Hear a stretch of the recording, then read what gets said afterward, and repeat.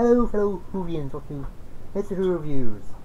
Today we're in Doctor Who Remembrance of the Daleks. This is the last episode of the classic series that features both Davros and the Daleks. I have to say, it's a great episode, and it is also shown during the time when Doctor Who was turned 25. And it has some good references of the first episode in this, and a weird one I'll get into in a minute, but whatever. Anyway, in this, the Doctor and AIDS are in 1963, and the Doctor knows this man with a weird antenna, and thinking that the technology is a bit more advanced than Earth to be at this point. The 80s isn't really interested in the scientific stuff since, well, she's hungry. So she goes off to get some food, but the Doctor reminds her that she needs money, so the Doctor gives her some. Yeah, I don't know how the Doctor got money. I don't think he had a part-time job or anything, but whatever. And throughout the van owned by the government or the army or whatever. Turns out there's something going on in an abandoned junkyard or shed or whatever. And the Doctor meets Captain Gilmore and his scientific advisor Rachel. Turns out there's a Dalek in that junkyard. Oh yeah, earlier on there's this little girl doing a nursery rhyme that seems like one of Freddy's girls that does the Freddy chant. But, anyway, the Doctor tries getting the Captain to not do anything with the Dalek, so it can save lives or keep people from dying. And Ace is able to take out the Dalek by throwing a bomb at its eye stalk or this eye hole, whatever. Rachel and the Captain don't really believe fully that the Dalek is an alien. So Doctor and Ace just take the van and go to Cornwall School, the same school where Doctor's granddaughter Susan went to, and where Clara taught. And Ace has made a friend with one of Captain Gilmore's soldiers named Michael. When he asked the headmaster for a tour at first, he thought the Doctor was going for the caretaker job. Is that what that episode where the 12th Doctor came to caretaker with references to it, or what? I don't know. But then he decided that they are allowed to have a look, and the Doctor and Ace got into the basement where they find a matter transporter, and the Dalek comes out of it.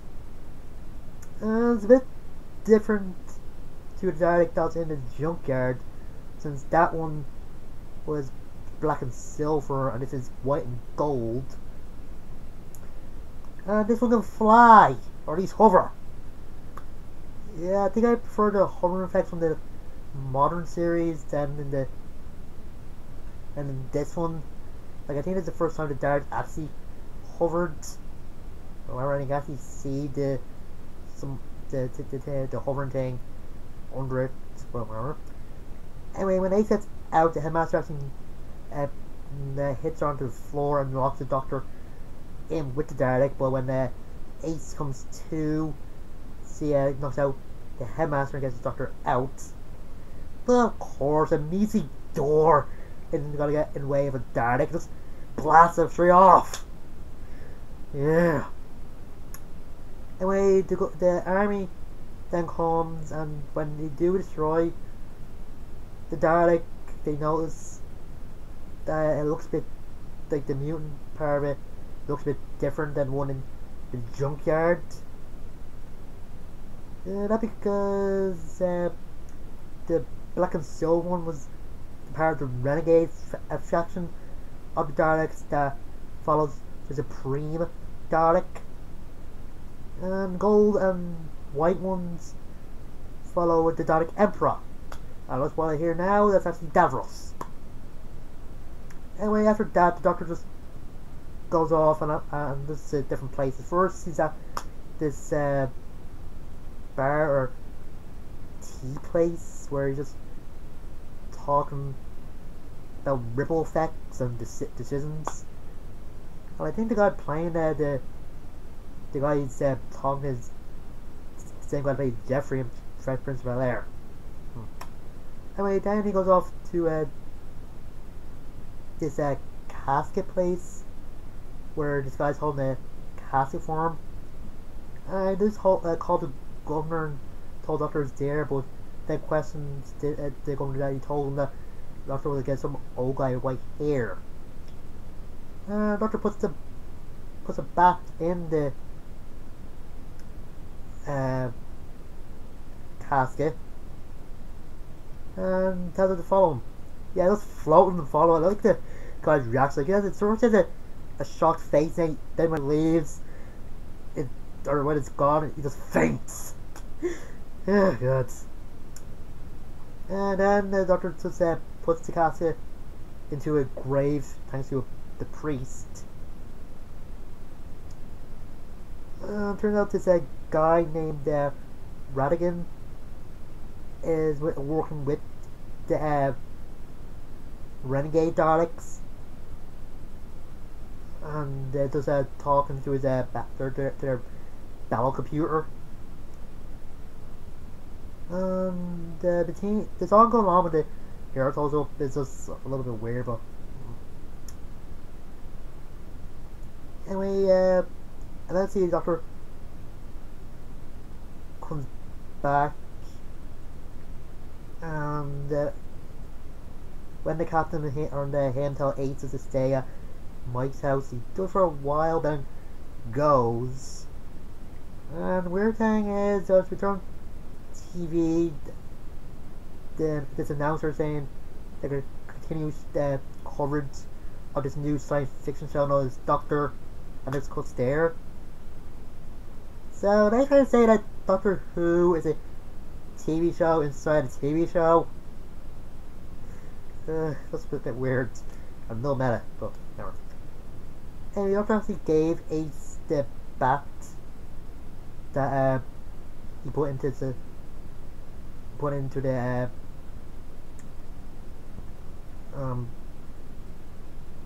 thing. Yeah. When Ace goes to the school, there's actually more of the Davros Daleks there. When one of the Daleks called her short, he just started hitting with the bat and destroyed it. Yep, destroyed it down with a cosmic bat. Yes, well, yeah, can't stop to hit, don't you?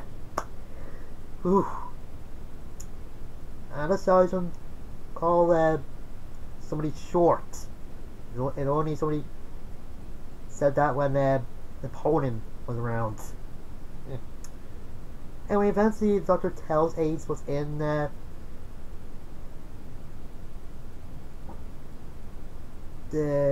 death thing. I kind of forget. What the Daleks want. Basically, it's Omega's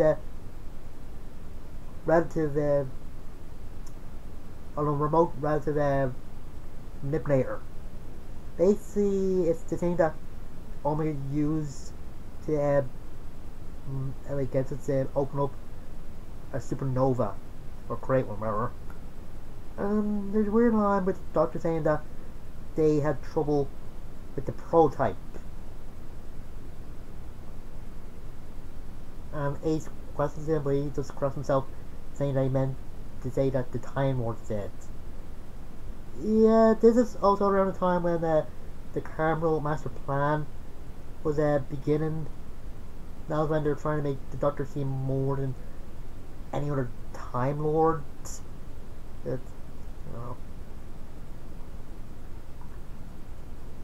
Anyway, the Doctor says he wants Daleks to get the Hand of Omega, which is also called, but he didn't really expect that two sets of Daleks to come, so he has to make sure that the wrong ones don't get it.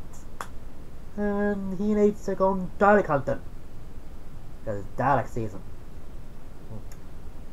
Anyway, Ratcliffe is able to find the Hand of Omega and bring it back to the junkyard. And turns out Mike knows, or yeah, just working for Ratcliffe, and later on he just says, let slip that he knew that the Reggae Daleks had the Hand of Omega, but when Dr. Question said that Ace told him, but he just said, let's lose that he's a liar in the grass, wherever.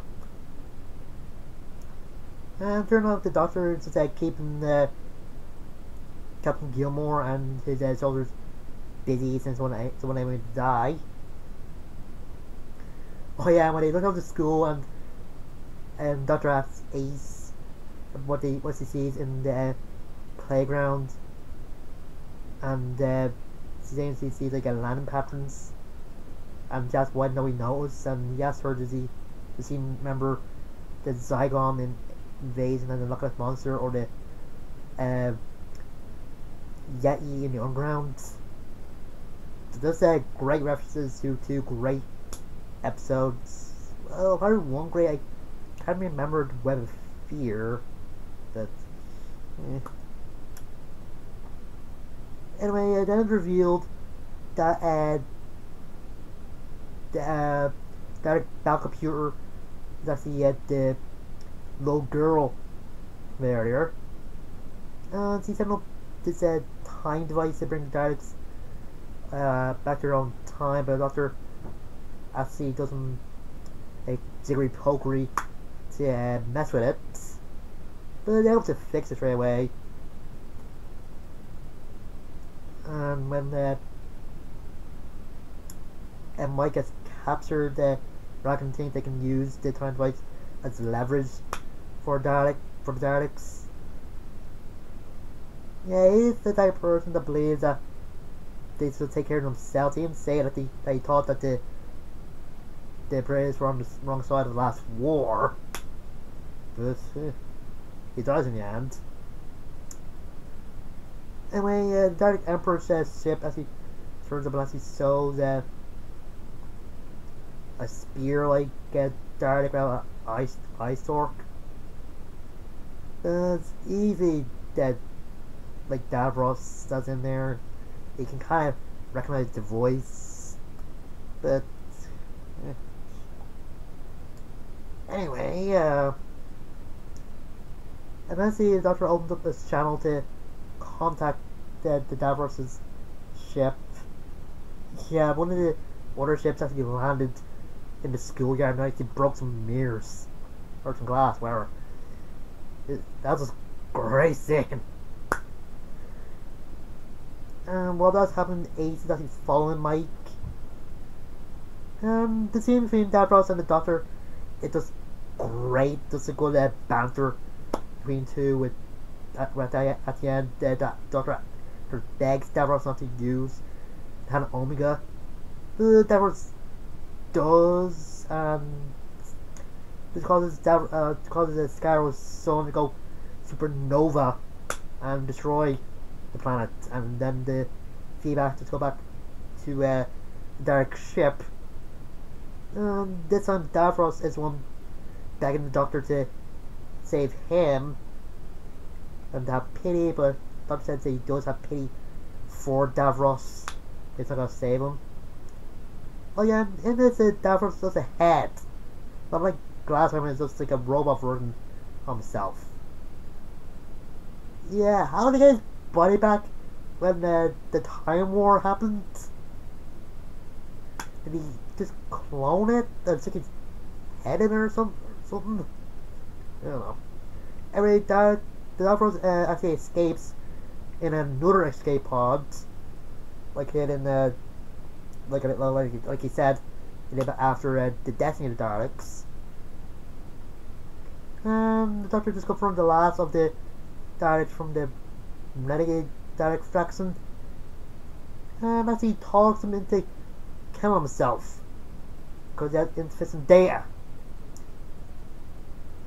And also what has happened, Mike's holding Ace at gunpoint, and when doorbell rings, he thinks it might be the Doctor or somebody. Actually, the little girl. He kills him. He would have killed Ace, I think, but when the last Dalek dies, he was set free. I would have thought that when the Dalek master computer, battle computer, whatever, was destroyed, he would have been free then, but whatever.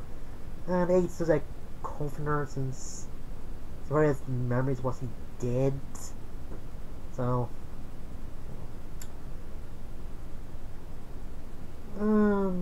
Doctor just saying ashes to ashes, dust to dust, and stuff like that. And you know that if the Seventh Doctor was still around during the Time War, he would have had like won it in a year. He's that manipulative and smart. Well, whatever. Then does the same with Mike's funeral. The Doctor saying that he's going to stick around, and Ace asking the Doctor if they did some good, and Doctor saying only time will tell, because it usually does. And this ends there. And I'll just say this, it's one of the best Dalek episodes of the classic season, if not the entire series of Doctor Who from classic to modern. Not because of the references and that, some of the acting is great, like when Ace found out that Mike was working with the Daleks, and the way he reacted, and he's saying that he thought he was like a nice guy, and he actually liked him and trusted him. I don't know where people got the idea that Ace was gay, but I don't know. Like, see, they had a few moments with that woman from, or that woman from Battlefield, and the Happiness Patrol, but I don't know, and probably the big one with that cat lady from the last episode of the classic season. Forget it. Like always, Jeffrey McCoy is just great in his role. Whether he was being goofy or just dramatic or just manipulative or whatever, it's just great. Yes, the our female characters got the shaft, and it's a little.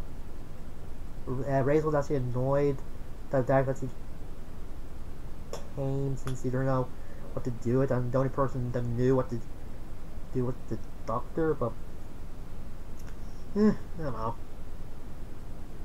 I think she was only annoyed because Captain Gilmore drafted her. So, I don't know. Yeah, this is the last of Davros episodes. I have to say, some of them are pretty good. At least good one has to be Destiny of the Daleks. Like I said, that was just a bit goofy, my liking. Oh yeah, and having a child to be the battle computer is something that I think it's something that Daleks would do. Like Doctor says, they're creatures that only use like logic, so they need like imagination to win a war or out-strategize their enemies. So I do kind of like that Doctor they give Ace some backstory about the Daleks, and it's for the people that haven't watched Doctor Who for as long as they've been around. And if you want to know where Davros got to start before Genesis of the Daleks, I suggest that you listen to the audiobooks of Doctor Who, which has a few stories about Davros's early years. And also the audiobook of one of the Sidemen's origins. Yeah. I mean, actually, next time will be another Sam Doctor story where he and his companion go off to like a holiday resort. The things are actually worse than what they think. The few characters are kind of goofy and wondering why they didn't have like kids playing them, but anyway, until next time, I'm Stu. See you guys.